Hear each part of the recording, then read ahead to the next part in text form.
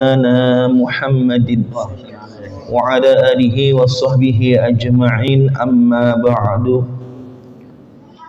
فقد قال الشيخ المؤلف رحمه الله تعالى وأدام النفع به وببركة علومه وبكم في الدارين آمين قال رضي الله عنه ومما ينبغي ويتأكد في صلاة الجماعة تسوية الصفوف والتراص فيها قال صلى الله عليه وسلم سووا صفوفكم وحاذوا بين مناكبكم ولينوا في أيدي إخوانكم وسدوا الخلل فإن الشيطان يدخل فيما بينكم بمنزلة الحذف يعني أولاد الضعف الصغار والله أعلم بالصواب. Hadirin para bapak ibu, saudara dan saudari sekalian, jamaah majelis ta'lim Masjid Nurul Jannah yang mudah-mudahan senantiasa ada dalam curahan keberkahan, taufik, hidayah, rahmat serta perlindungan dari Allah Subhanahu wa taala. Pertama dan yang utama, kita haturkan berbagai macam ungkapan rasa syukur kepada Allah taala yang Maha Ghafur atas limpahan anugerah kenikmatan yang tak terukur. Selawat dan salam semoga tercurah limpahkan kepada panutan alam, insan paripurna Nabi Yuna Muhammad sallallahu alaihi wasallam. Di waktu yang penuh dengan keistimewaan ini kembali kita jumpa, kembali kita diperkenankan oleh Allah Subhanahu wa taala dapat meringankan langkah kaki, mengikhlaskan hati hadir di majlis yang penuh kemuliaan ini.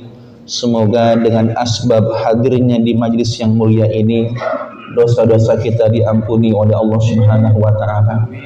Begitupun dosa kedua orang tua kita, anak-anak kita dijadikan anak-anak yang soleh dan solehah. Segala hajat kita dikabul oleh Allah, memperoleh keberkahan dan keselamatan dunia dan akhirat. Kembali kita lanjutkan kajian kita dari kitab Arba'u Rasail, risalah yang kedua, halaman 22.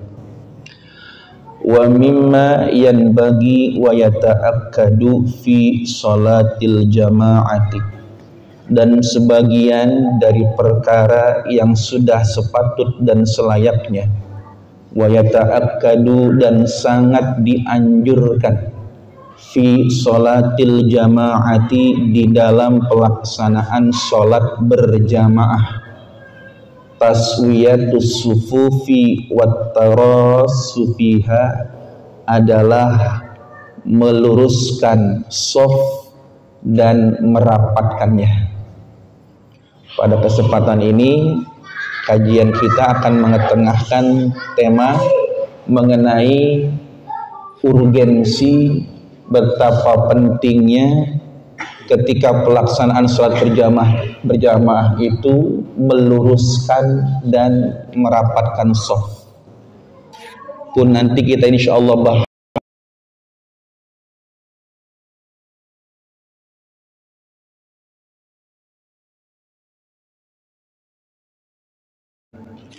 di saat dimana saat ini umat sudah mulai enggan dalam pelaksanaan sholat itu untuk meluruskan apalagi merapatkan shaf dengan berbagai macam alasan, khususnya di masa pandemi seperti ini.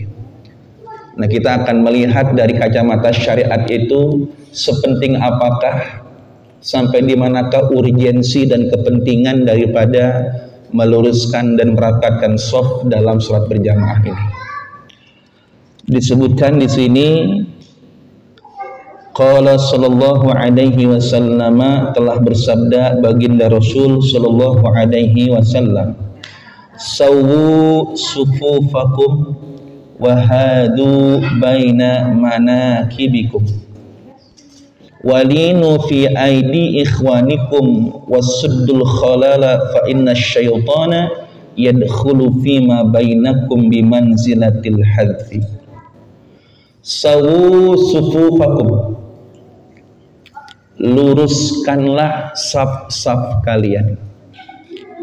Pak, kalau dengar kata lurus, yang kita pahami itu apa Pak dari kata lurus itu? Lurus itu lawannya apa? Bengkok. Lawannya lurus lempeng. Lawannya lurus lempeng.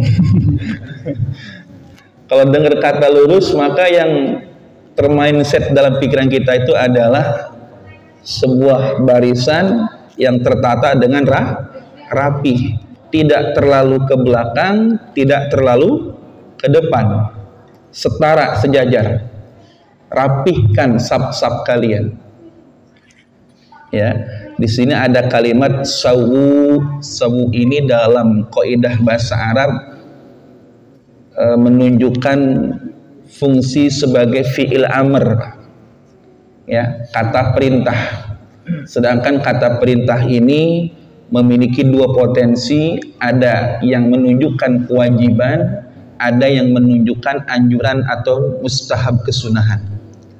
Nanti kita akan lihat perintah Nabi di sini menunjukkan pada kewajiban atau anjuran kesunahan.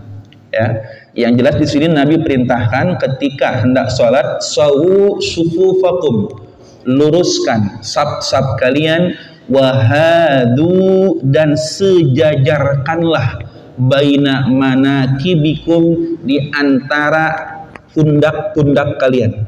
Ini Pak, mankib. Ini mankib, pundak. Luruskan safnya, sejajarkan pundak. Sejajarkan pun. Jadi jangan ada pundak siapapun yang lebih ke belakang dari pundak yang lainnya atau lebih ke depan dari pundak yang lainnya. Pundak kita sejajar, sama rata. Ya, maksudnya bukan tingginya. Kalau tingginya beda-beda orangnya. Tingginya beda-beda ya. Maksudnya jangan ada yang terlalu ke depan, jangan ada yang terlalu ke belakang. Walinu fi aidi ikhwanikum, dan bersifat lemah lembutlah. Walinu, dan bersifat lemah lembutlah, fi aidi ikhwanikum, terhadap lengan-lengan saudara kalian. Jangan kasar. Mentang-mentang pengen lurus, pengen rapat, tangan orang ditarik majuan, tangan orang ditarik munduran, ada yang dibetot. Nah, jangan. Salat ini adalah gambaran ilmu dan akhlak seseorang. Mengukur akhlak dan ilmu seseorang, lihat dari salatnya. Sebelum salat, tebarkan rasa nyaman, merapihkan, meluruskan saf, jangan membuat orang tersinggung, apalagi buat orang nggak nyaman. Tarik sono, tarik sini, injek sana, injek sini, kaki orang digusur-gusur. Bikin orang nyaman. Loh, kita mau sholat kok, kita mau sholat, mau menghadap Allah, mau interaksi dengan Allah. Jangan bikin orang nggak nyaman. Ya. Itu kepada tangan. Kalau kepada tangan orang lain kita disuruh lemah lembut, berarti itu pun berlaku kepada anggota tubuh yang lainnya. Betul tidak? Yang disebutkan tangan, memang tangan dalam hadis ini, ya, bersifat lembutlah kepada lengan saudara-saudaramu. Memang lengan yang disebutkan, tapi maknanya ini menyeluruh untuk seluruh anggota badan saudara kita yang lainnya. Kepalanya, pundaknya, kakinya, ya, atau jangan sampai bokong teman kita didorong majuan, ya, apalagi bagian depannya munduran, ditepak depannya. Ini, atau ada perutnya yang gendut misalkan, ini kempleng, ini terlalu maju perutnya misalkan, perutnya diurut misalkan. Jangan juga. Ini berlaku untuk anggota tubuh yang lainnya, ya. Nah, Masya Allah, ini agama kita ya, sampai urusan kayak begini nih penting ini. Ini baru mau sholat nih Pak ya, baru mau sholat. Wasuddul khalala, dan isilah bagian-bagian yang kosong, rapat atau isilah. Wasuddu, dan tempatilah, isilah al khalala, tempat-tempat yang kosong. Di mana di saf ada bagian yang kosong, buru-buru isi. Gimana cara ngisinya? Kalau yang kosongnya di depan kita, kita yang isi ke depan. Ya, Jadi adabnya kalau ada saf yang kosong, maka seharusnya yang mengisi adalah orang yang tepat di belakang bagian yang kosong itu. Jangan kosongnya di sini, yang ngisi orang dari sana. Kan ngelewatin orang jadinya. Srebet. Orang dilewatin semua. Nah, adabnya kalau ada furjah, kalau ada saf yang kosong, adabnya yang mengisi adalah cepat-cepat diisi oleh orang yang di belakang saf kosong itu. Maju ke depan. Nggak usah nunggu, nggak usah mempersilahkan orang, Pak ya. Kalau urusan ibadah, ini fastabiqul khairat, berlomba-lomba, bersegera, berlomba-lomba berada di saf terdepan, tidak masalah. Kalau urusan makan, ngopi, boleh dah, saling mempersilahkan. Monggo Ustadz Qasim dulu, dah.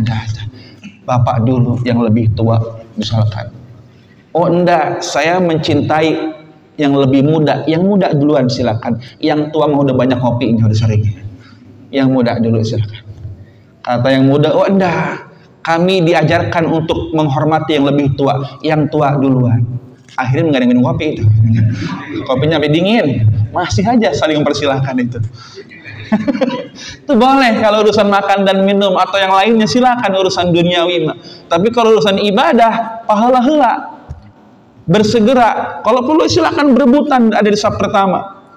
Di saf pertama pengumandang azan, ya itu berebutan sebenarnya ya. Cuman ya mungkin mengikuti prosedur yang ada juga ya. Kalau di masjid biasanya ada petugasnya. Kecuali di mana petugasnya sedang berhalangan hadir, mungkin yang lain bisa saling berlomba untuk menggantikan. Begitu ya. Nah ini, jadi kalau urusan ini sop begini ya, silakan isi bagian mana yang kosong. Ya. Fa inna syaitana yadkhulu fima bainakum, maka sesungguhnya setan akan masuk, yadkhulu akan masuk fima bainakum, pada bagian kosong ya, pada saf yang kosong yang ada di antara kalian, bimanzilatil hadfi, seperti layaknya seekor anak kambing, yakni auladad dha'nis sigar. Yang dimaksud hadab adalah anak-anak kambing as-sigar yang masih kecil. Jadi Nabi melihat Nabi melihat bahwa ketika saf kosong itu ada setan layaknya seekor anak kambing, Pak, anak embe yang masih kecil tuh, selap-selip gitu, nyelip di antara saf yang kosong, layaknya seperti anak kambing yang masih kecil tuh. Kan kalau masih kecil berarti imut dong ya, berarti setan bisa diimut tuh. Jadi kecil, jadi walaupun ada nih renggang sedikit, dia masuk, dia muat. Karena digambarkan Nabi seperti anak kambing yang masih kecil, berarti dia muat tuh. Kalau ada renggang sedikit nih, yang walaupun secara normal mungkin gak akan cukup untuk satu orang, tapi kalau anak kambing kan masuk. Iya gak? Berarti setan itu sangat ingin masuk ke dalam jajaran sholat kita, bukan buat ikut sholat. Ya, iya, ngeletek-ketek gitu. Ayo, khusuknya dikejar hilang, ya, macam-macam. Makanya jangan dikasih celah, jangan dikasih lowong. Kenapa? Setan yang masuk. Ya.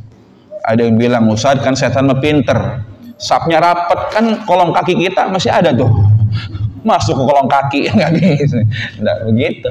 Yang dia incer adalah saf yang renggang. Saf yang renggang, di situ sekecil apapun kerenggangan, ada setan yang berusaha mengisi saf tersebut.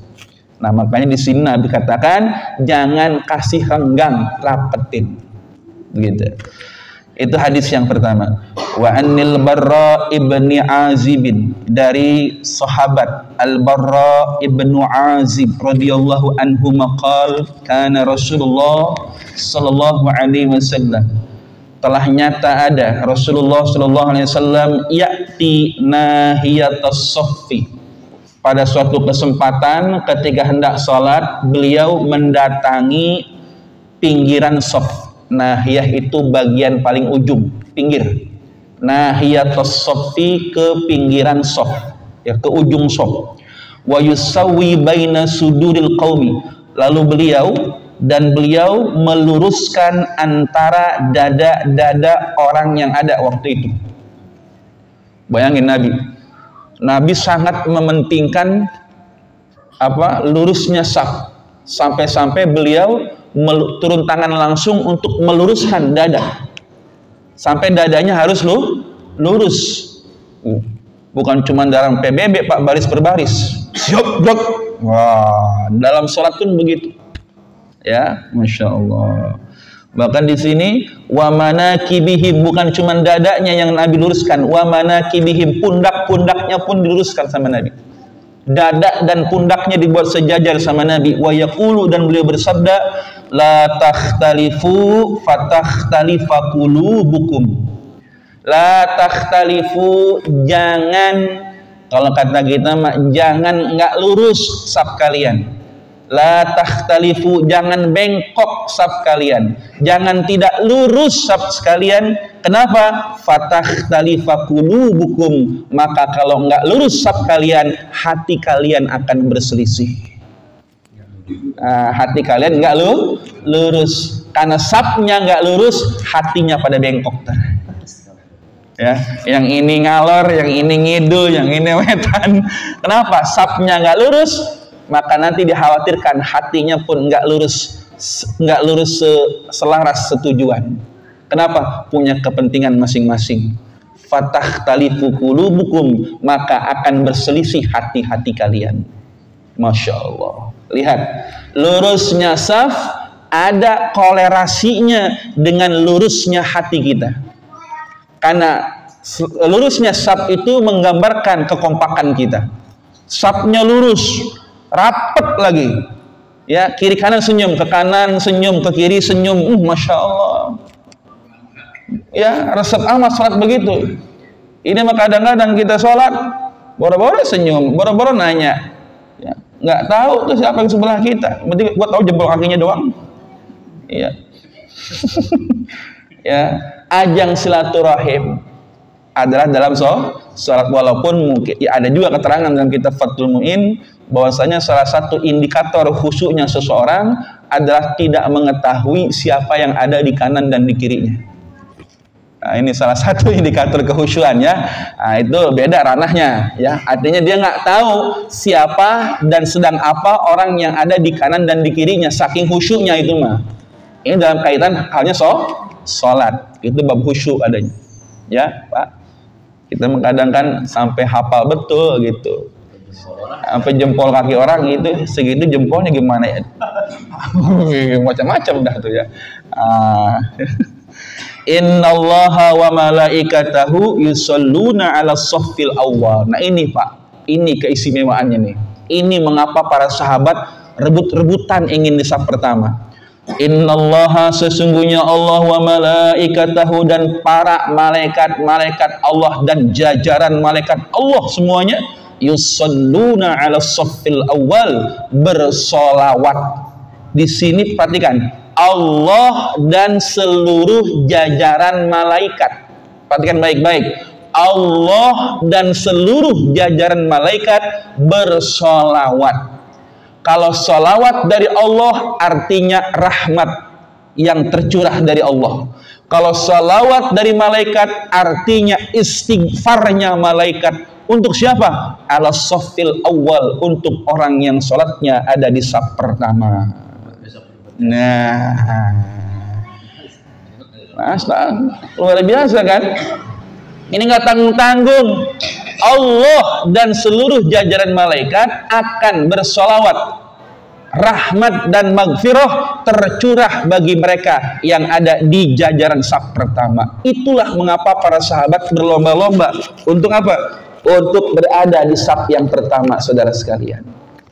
Nah, ini penting sekali. Jangan sampai kita menyia-nyiakan kesempatan kita berada di saf yang pertama.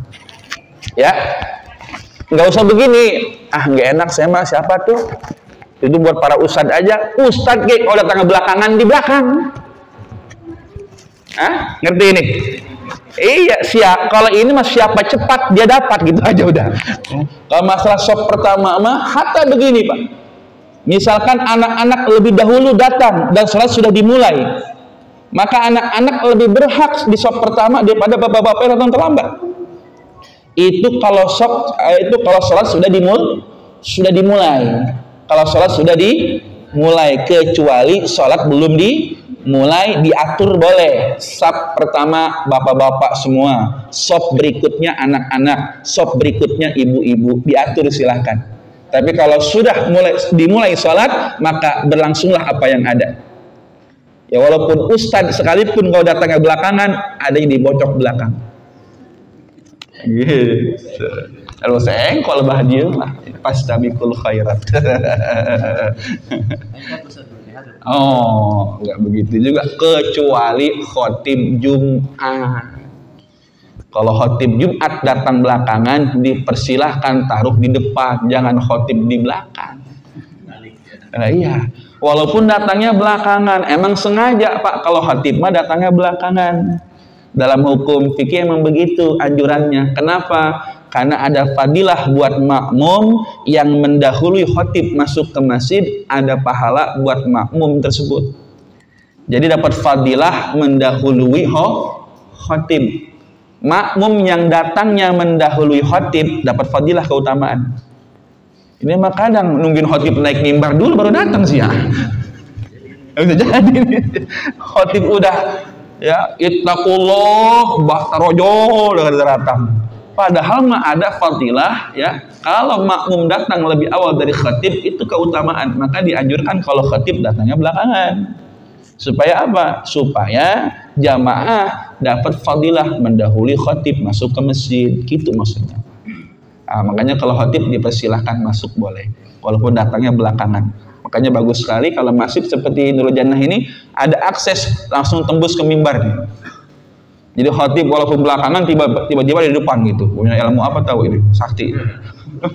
Datangnya belakangan tapi muncul di depan gitu. Nah, boleh seperti itu ya. Tayyib.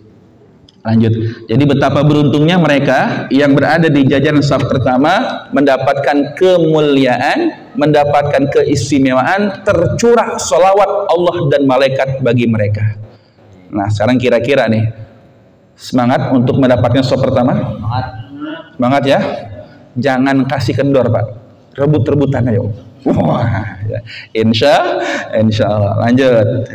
Wa qala sallallahu alaihi wasallam, dan telah bersabda Rasulullah sallallahu alaihi wasallam, sawu sufufakum fa inna taswiyatas sufuf min iqamatis shalah. Nah, ini yang paling sering diucapkan imam ya. Ketika Rasul hendak memulai salat, beliau bilang begini, sawu sufufakum, luruskan saf-saf kalian. Fa inna taswiyatas sufuf, maka sesungguhnya meluruskan saf min iqamatis shalah, sebagian dari keutamaan salat, sebagian dari kesempurnaan salat. Hadis ini menjadi landasan kebanyakan a'immatul madzhabul arba'ah, para imam-imam 4 madhab, mayoritas para imam kita dengan landasan hadis ini menghukumi bahwa meluruskan saf itu adalah sunnah muakkadah. Nah, ini masuk ranah hukum nih Pak. Nah, jadi meluruskan saf itu terbagi dua hukumnya. Mayoritas ulama 4 madhab ya, madzhabul arba'ah, berdasarkan hadis ini ya, min iqamatis shalah, menghukumi bahwa meluruskan saf itu adalah sunnah muakkadah, sunnah yang sangat dianjurkan, hampir mendekati wajib. Kenapa? Karena di sini ada kalimat min iqamatis shalah, menunjukkan kepada at-tafdul, at-tafaddul, keutamaan, bukan kepada hukuman ketentuan, bukan tahdid. Ini menunjukkan keutamaan. Jadi sebenarnya salat berjamaah dalam keadaan lurus safnya lebih utama daripada nggak lurus. Nah, ini menunjukkan bukan kewajiban tapi kesunahan.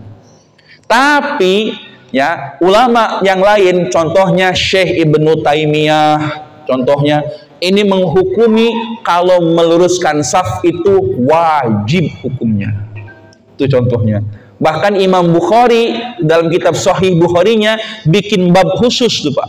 Ada bab khusus di Sahih Bukhari yang menyebutkan tentang dosa, kesalahan kalau tidak meluruskan saf.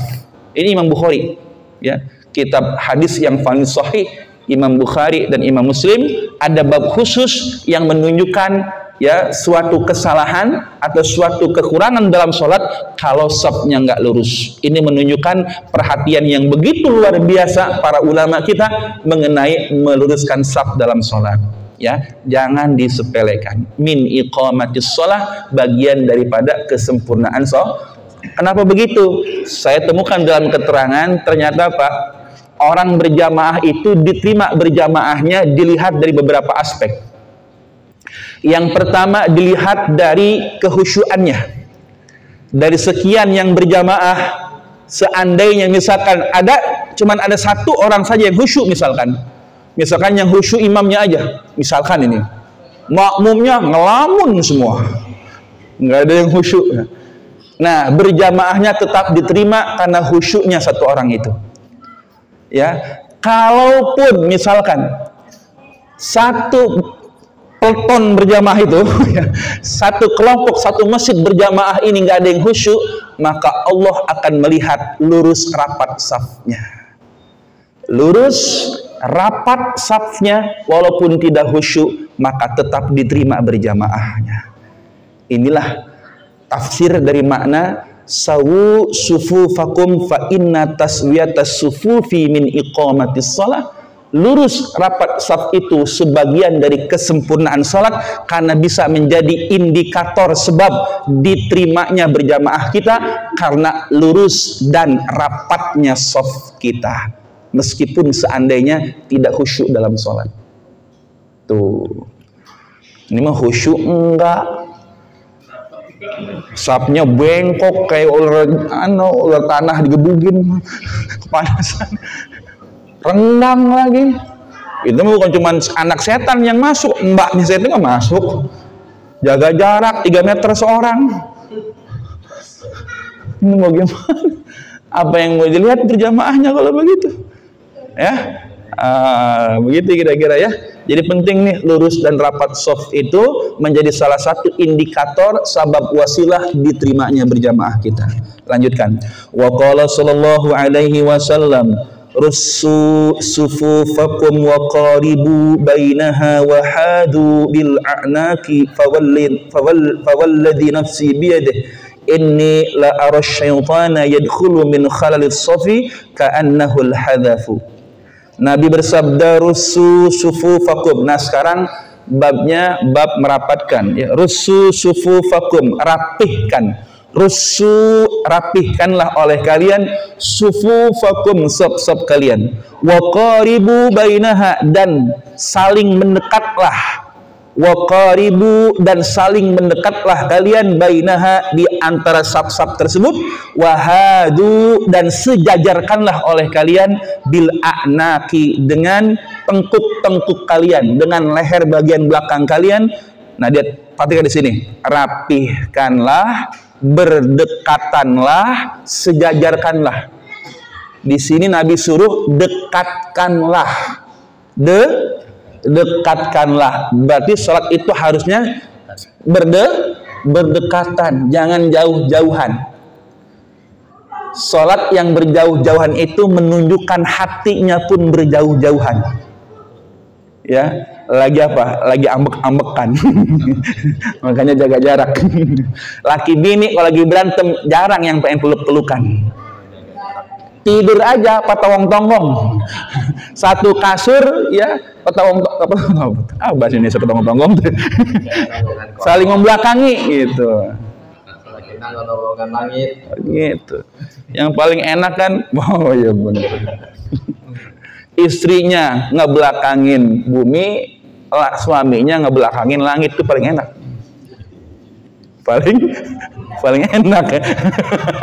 Ini saling ngebelakangin. Nah, ini tandanya apa? Karena tidak ada kesatuan hati, akhirnya berjauh-jauhan. Saf juga begitu.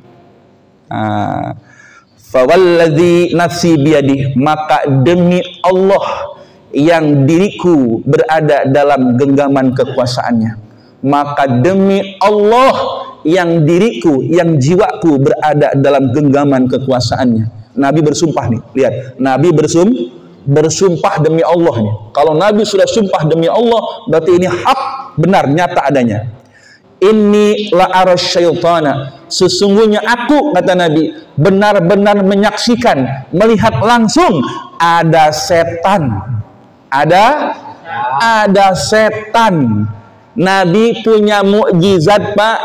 Oleh Allah beliau dapat melihat setan secara langsung. Di mana yadkhulu min khalalis safi, masuk ke dalam kekosongan saf. Masuk ke dalam kekosongan saf. Jadi Nabi sampai sumpah demi Allah, aku sumpah demi Allah, aku melihat ada setan yang masuk ke dalam saf kalian yang kosong, yang renggang gitu. Nabi lihat. Berarti setan apeng banget, setan emang ini. Pengen banget dia, bukan pengen sholat, bukan. Ya, pengen gangguin kita. Ka'annahul hadapu, seperti bahwasanya seakan-akan setan itu laksana kambing kecil. Maksudnya anak kambing, hadap. Ya, diibaratkan oleh Nabi setan itu seperti anak kambing, serenteng, ya, pengen masuk saf. Masya Allah. Lanjut, wa qala sallallahu alaihi wasallam, istawu tastawi qulubukum. Istawu tastawi qulubukum. Istawu, luruskanlah saf kalian, tastawi qulubukum, maka luruslah hati kalian. Allahu akbar. Luruskan saf kalian, maka hati kalian pun akan lurus. Hati kalian akan sejajar, sejalan, seiringan dengan cara biasakan untuk meluruskan dan merapatkan saf. Hatinya lurus, hatinya rapat, insya Allah begitupun kondisinya. Kalau safnya lurus, safnya rapat, maka hatinya pun lurus dan rapat. Ya, watamasu tarohamu, watamasu, dan saling bergaulah. Tarohamu, maka kalian akan saling mengasihi. Gaul, ya, kudu begaul, jangan kayak kanebo kering. Jangan kayak kanebo kering, kanebo garing tuh ibu-ibu, kaku banget. Kalau kita bermasyarakat, bergaulah, dan momentum paling tepat bergaul kita sesama muslim adalah di dalam masjid ketika sholat. Secara otomatis bayangkan 5 kali sehari kita ketemuan di masjid, 5 kali silaturahim. Iya enggak? Masya Allah, 5 kali dalam sehari kita jumpa di masjid, 5 kali kita silaturahim, 5 kali lipat fadilah rezeki kita bertambah. Amin. Atau minimal kalau silaturahim di Masjid Nurul Jannah, mau kopi keluar, gorengan keluar sana, beli sendiri-sendiri, keluar sana. Ya, tuh 5 kali, bayangkan kekuatan apa ini, bisa berjumpa 5 kali di masjid silaturahim, luar biasa. Orang kadang silaturahim orang tuanya aja sebulan sekali, silaturahim sama orang tua sebulan sekali sama orang tua ketemu. Lah ini bisa 5 kali silaturahim kita kalau kita berjamaah di masjid. Inilah kekuatan berjamaah, Pak. Ya, Masya Allah. Lanjut. Qala Syuraih, telah berkata Imam Syuraih, tamasu yakni tamazaju bis shalah. Tamajazu maksudnya tamasu dalam hadis di atas, yakni tamazaju fis shalah. Tamazaju itu saling berbaur, ya, saling menyatu, saling menyatu, berbaur di dalam sholat. Karena orang yang berbaur, menyatu, melaksanakan sholat, maka secara otomatis dia sudah mengedepankan konsep silaturahim dalam hidupnya. Karena ketemu di masjid, ketemu dalam sholat, sama dengan silaturahim, berbaur dengan masyarakat. Ya, lanjut. Wa qala sallallahu alaihi wasallam, aqimus sufufa, tegakkanlah saf-saf, fa innama tasuffuna, maka sesungguhnya kalian bersaf-saf bisufufil malaika, dengan sabab saf-safnya para malaikat. Maksudnya begini, bersaf-saflah kalian, tegaklah saf kalian, maka sesungguhnya saf kalian itu adalah safnya para malaikat. Bapak pengen tahu, waktu Nabi Isra Mi'raj, Nabi disambut para malaikat yang ada di 7 lapis langit. Gaya berbarisnya malaikat dalam menyambut Nabi itu seperti saf salat kita sekarang ini. Jadi malaikat itu berjajar, ketika di lapis-lapis langit itu berjajar, dan Nabi menyaksikan sendiri. Nabi berkeinginan dalam hatinya, aku ingin barisan saf malaikat itu menjadi ibadah umatku. Nabi lihat malaikat bersaf-saf, Nabi pengen itu jadi ibadah umatnya. Nabi lihat ada malaikat yang ruku, dari mulai dicipta sampai kiamat, ruku aja nggak bangun-bangun. Malaikat Pak, taat disuruh ruku sampai kiamat. Kita disuruh ruku 5 kali sehari, minta korting, ada yang rukunya sekali, ada yang sujudnya cuman sekali. Malaikat disuruh ruku sampai kiamat. Nabi bilang, ya Allah, jadikanlah ruku malaikat itu sebagai bentuk ibadah untuk umatku. Naik lagi ke langit, Nabi lihat lagi ada malaikat yang sujud selamanya sampai kiamat. Nabi bilang, ya Allah, jadikanlah sujud malaikat itu sebagai ibadahnya umatku. Maka seluruh gerakan salat yang kita lakukan saat ini, termasuk saf kita itu, semuanya adalah gerakan ibadah para malaikat yang ada di 7 lapis langit itu. Digabung jadi satu menjadi amalannya umat Nabi Muhammad SAW. Jadi sebenarnya Bapak, Ibu, kita sholat, kita sudah menggabungkan seluruh amalan ibadahnya malaikat yang mengisi 7 lapis langit itu. Luar biasa kan? Sampai saf-saf kita aja, bentuk saf sholat kita itu adalah bentuk saf barisannya malaikat-malaikat Allah Subhanahu wa taala. Allahu Akbar. Wahadu bainal manakibi, dan sejajarkanlah antara pundak-pundak kalian, wasuddul khalala, dan isilah yang kosong, walinu bi aidi ikhwanikum, dan bersikap lemah lembutlah terhadap lengan-lengan saudara kalian. Maksudnya jangan kasar, jangan dibedol, jangan ditarik, jangan didorong, lembut, lemah lembut. Wala tadaru furujatin, wala tadaru, dan janganlah kalian tinggalkan furujatin, celah-celah kosong, lisyaitani, untuk setan. Jadi kalau kita membiarkan shaf kita renggang, ada celah, sama dengan kita mempersilahkan setan untuk ikut bersama di samping kita. Nah, jangan kasih ruang buat setan ya Pak ya. Makanya sekarang kalau sholat, shafnya harus lurus dan rapat.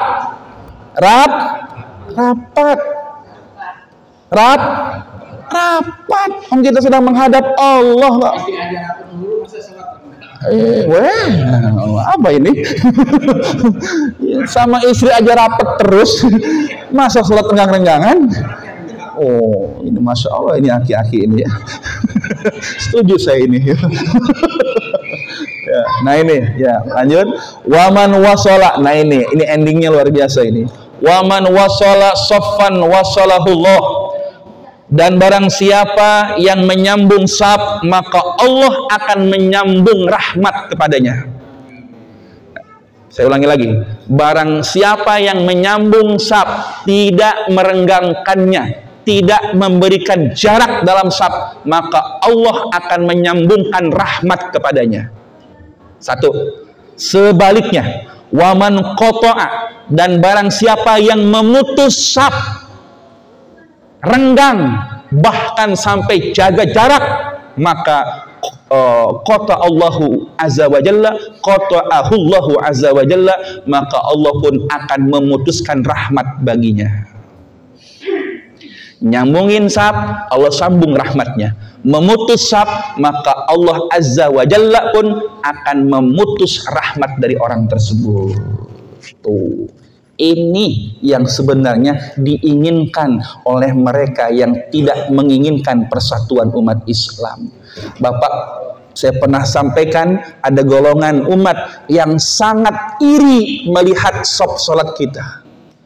Mereka tak percaya hanya dengan kalimat Allahu Akbar, asyhadu an la ilaha illallah. Ribuan, ratusan ribu, bahkan jutaan orang langsung rapih berjajar tanpa ada komando sama sekali. Cukup dengan kalimat qomat saja. Ini ada kelompok manusia terlaknat yang sangat membenci hal ini. Karena mereka tahu ketika umat Islam sejajar, rapat sopnya, maka hati mereka pun akan menyatu. Mereka nggak mau itu terjadi. Maka dibuatlah kebijakan-kebijakan bagaimana caranya. Saf jangan rapat, jangan lurus. Supaya apa? Rahmat Allah putus dari mereka. Ini Pak hadisnya. Mereka lebih ngerti keterangan daripada kita.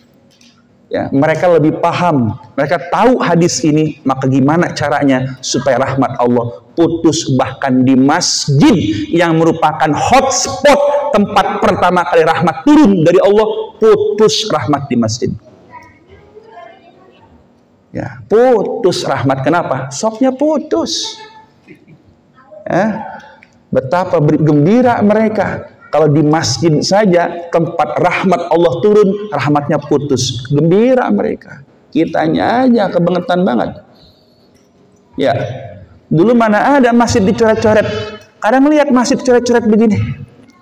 Dulu haram nyoret-nyoret masjid. Masjid sekarang kasih silang merah lagi. Dulu kalau silang merah PKI itu dulu. Ini sekarang masjid di silang merah. Tuh lihat. Waliyahzubillah. Ya, ini Pak sebenarnya rahasia dibalik mengapa Nabi, para sahabat, para ulama kita sangat memperhatikan lurus dan rapatnya shaf. Ya.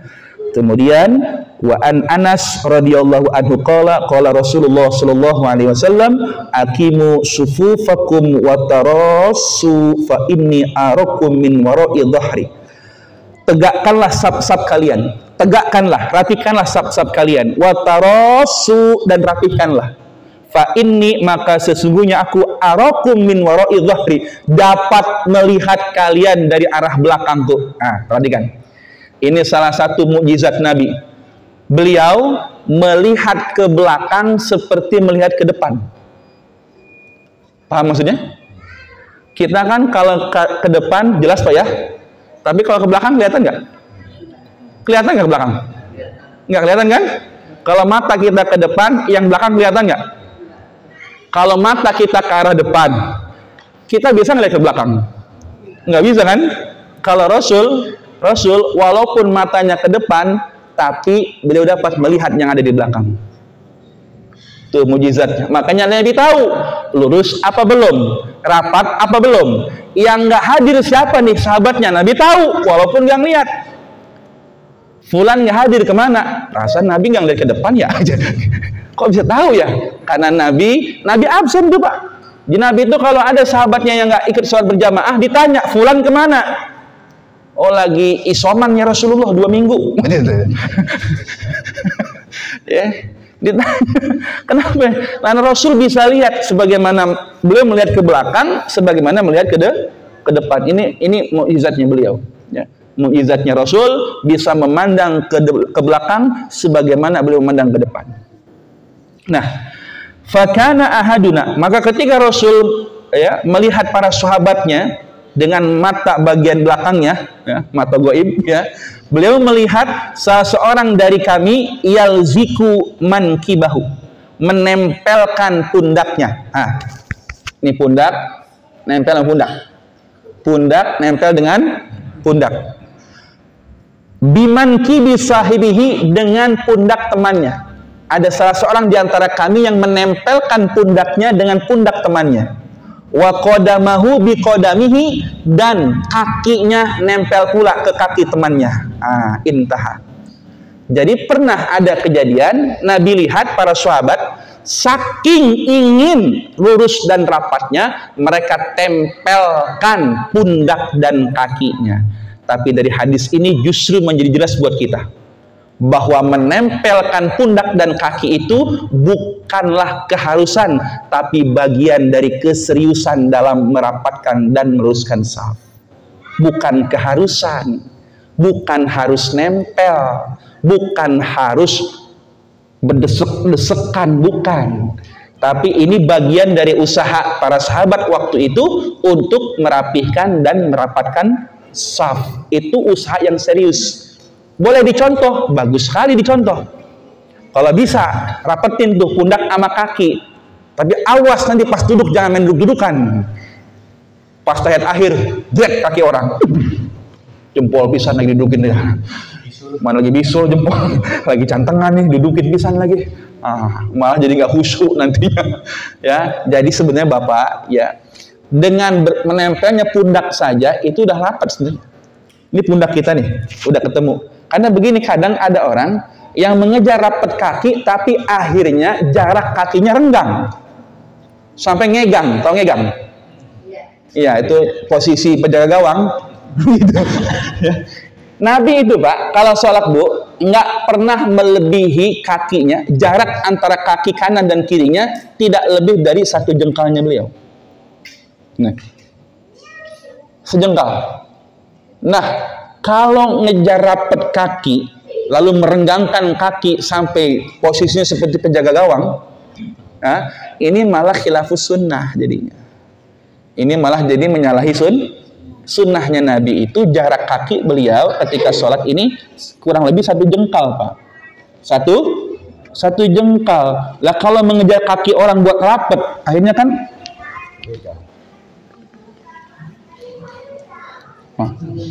ini berapa jengkal deh? Lebih kan? 4 jengkal. Wes, sudah begini. Bagaimana supaya rapat? Supaya rapat, pertemukan pundak kita. Pundak kita dengan pundak sebelah rapetin. Itu udah rapet. Sudah rapet. Ya syukur-syukur kakinya ikut rapet juga. Ya, tapi ingat jangan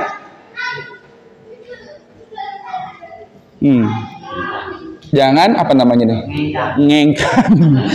Jangan ngengkang. Nah, disinilah setan bakal masuk Pak, ngengkang begini. Rapet gini. Saya rasa tanpa ngengkang pun kaki dan pundak kita bisa rapat. Coba deh. Ya, tanpa kita ngegang pun kaki kita dan pundak kita bisa rapat itu. Ya Pak ya? Nah, ini kadang kesalahan yang mengejar hal tersebut tapi melupakan kesunahan yang sesungguhnya. Ya, jadi Nabi itu jarak antar dua kakinya ketika berdiri dalam sholat tidak melebihi 1 jengkal kurang lebih. Gitu Pak ya. Nah, adapun di hadis ini Nabi melihat para sahabatnya menempelkan pundak dengan pundak, kaki dengan kaki adalah bentuk keseriusan dalam menjaga kerapihan dan kerapatan shaf, bukan keharusan. Itu usaha yang serius, usaha yang sungguh-sungguh dalam merapatkan dan merapikan shaf, tapi bukan keharusan. Paham maksud saya Pak ya? Bukan harus nempel, rapot sampai-sampai nggak bisa bergerak, bukan. Yang Nabi perintahkan adalah rapihkan, luruskan, rapatkan sesuai kebiasaan kita. Kalau rapat itu bagaimana? Rapatnya itu bagaimana? Jelas Pak ya? Nah, ini sampai di sini intaha, berakhirlah risalah yang kedua ya. Wa sallallahu ala sayyidina Muhammadin wa ala alihi wasallam tasliman katsira walhamdulillahi alamin. Tammat risalatus tsaniyah wa yaliha risalatus tsalitsah. Maka selesailah risalah yang kedua, nyambung lagi ke risalah yang ketiga insyaallah tentang fi targhib fi jamaatil isya was subhi. Ya, insyaallah. Sebagai penutup perjumpaan ini, saya akan sampaikan doa yang sunnah dibaca ketika shaf sudah lurus. Ya, ketika shaf sudah lurus, sudah rapat, maka sunnah kita membaca doa. Mana doanya? Allahumma atini ma ataita ibadakas salihin. Ikutin saya. Bismillahirrahmanirrahim. Allahumma atini ma ataita ibadakas salihin. Allahumma atini ma ataita ibadakas sholihin. Itu doa ketika shaf sudah lurus mau mulai salat Allahumma atini ma ataita ibadakas shalihin. Allahumma atini ma ataita ibadakas shalihin. Dan yang uniknya lagi, doa ini bukan dari Rasulullah SAW. Doa ini yang baca salah seorang sahabat Nabi, ya, salah seorang sahabat Nabi tanpa diajari Rasulullah. Tapi setelah saya salat, Rasul tanya, siapa yang barusan berdoa Allahumma atini ma ataita ibadakas shalihin? Udah deg-degan nih. Waduh, mau bid'ah nih. Bid'ah nih. Bid'ah nih, Nabi nggak ajarin kita baca, tapi malah Nabi katakan bahwa para malaikat, ya Allah Subhanahu wa Ta'ala dan para malaikatnya ridho dengan kalimat itu. Masya Allah, luar biasa ya. Nah, ini makanya baca itu bacaan ketika saf sudah lurus. Allahumma atini ma ataita ibadakas shalihin. Demikian, semoga bermanfaat. Assalamualaikum warahmatullahi wabarakatuh.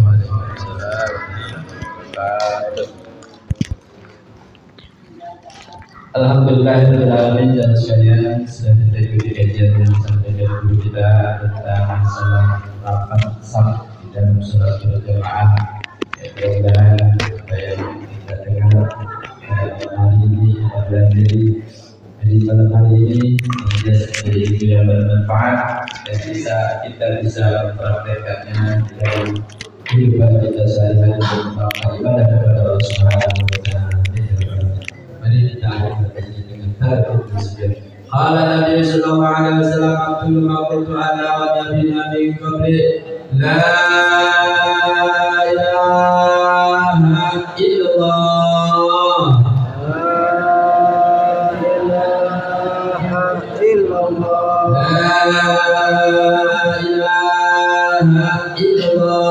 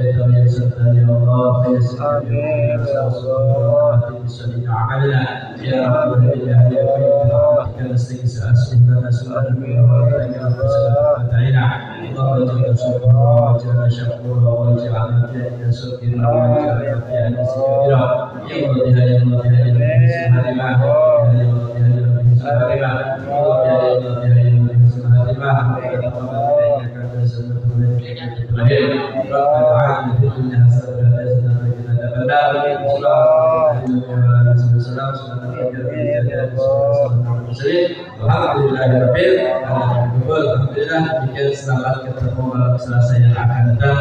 Mudah-mudahan tidak keluar kita dari sini, melainkan Allah ampunkan dosa-dosa kita dan dikabulkan semua hajat